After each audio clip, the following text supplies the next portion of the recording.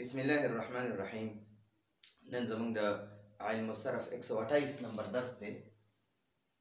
دا 128 نمبر درس دی. د ثلاثي مزید فی ابواب باز شروع دی. د ثلاثي مزید فی با حمزه وصل د نهم باب صرف صغیر. با حمزه وصل نه حمزه وصل والا د دې شروع کې چې کوم حمزه دی دا حمزه وصلی دی. افعل لك اطهر اطهرن معنی را پاک ہونا، پاک کېدل ٹھیک شو. د نهم باب صرف صغیر لکه د اطهرن نه دا اطهرن د صرف صغیر کو. اطهر دا فعل ماضی معروف صيغه ده. يطهر دا فعل مضارع معروف صيغه ده. اطهرن دا مصدر ده. فهو مطهر دا اسم فاعل ده. الامر منه اطهر تپاک شه. والنهي عنه لا تطهر تم پاکیگا. نو دا مونږ سره دا نهم باب مونږ سره لازم دی، فعل لازم دی. نو د فعل لازم نه د معروف د مجهول صيغه نه جوړیږي او د دغه صيغه نه جوړیږي، د اسم مفعول صيغه نه جوړیږي، د مجهول او د اسم مفعول صيغه نه جوړیږي. ٹھیک شو. نو اوس مونږ دغه مصادر راکړي. الازمل معنی را کپڑا اوڑنا، ځان کپڑا تاوول. الزمل دا فعل ماضی دا معروف دی. الزمل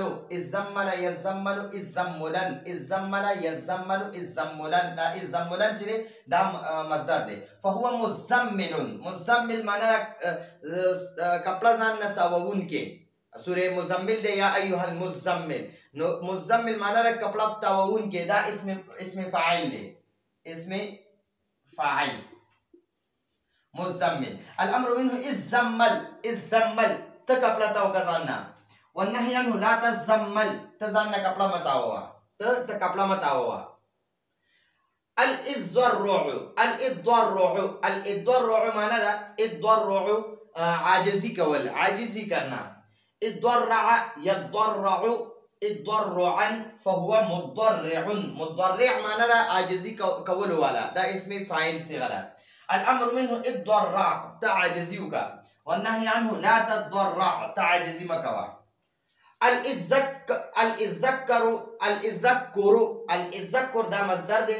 د دې معنی ده نصیحت قبلول. اردو کې وایي نصیحت قبول کرنا. د مصدر په اخره کې په اردو کې ناراضي او په پښتو کې مونږه لام ساکن راولو. نو نصیحت قبلول ٹھیک شو. دا په پښتو کې لام ساکن راغی.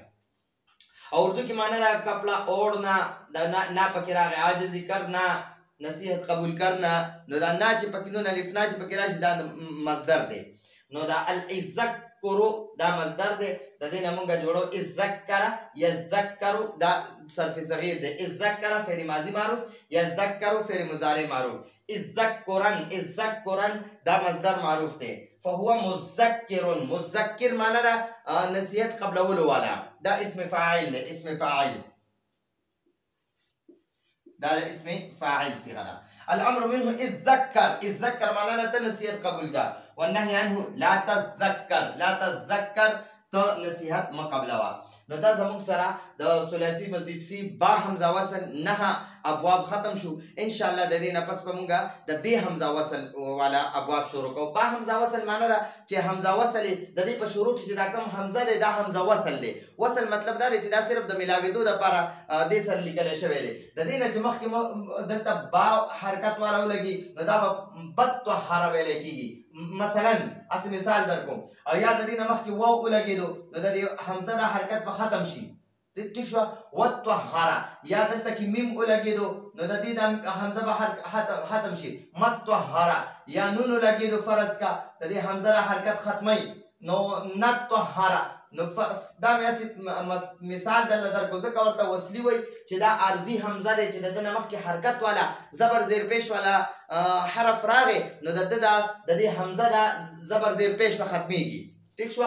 نو اسه شکل لیکلې به پاتې کیږي خو حرکت به ختم شي ویل کیږي بم بیان. نو دا توابه د دې حمزه نه مخکې چې کوم حرکت والا حرف هغه سره به تړل کیږي، د حمزه سره نه تړل کیږي.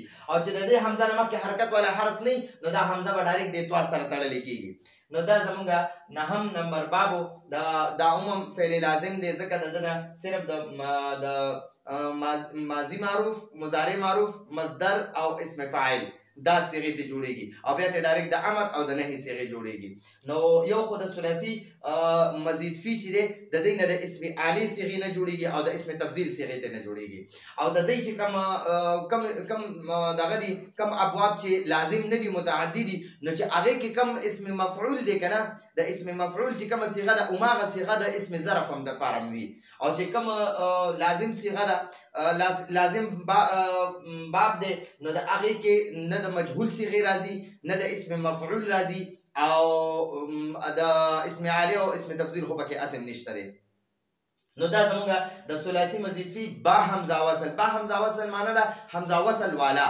د با حمزه وصل معنی سره حمزه وصل والا، حمزه وصل والا. ٹھیک شو؟ نو د با حمزه وصل معنی حمزه وصل والا، بی حمزه وصل معنی بغیر حمزه وصل والا چې حمزه وصل پکې نه وي. ٹھیک شو؟ نو دا زمونږه د ثلاثي مزید فی د نحو ابواب با حمزه وصل درسونو راتلونکي درس پر اجازه غواړو. هذا هو المرام والله اعلم بحقيقه الكلام.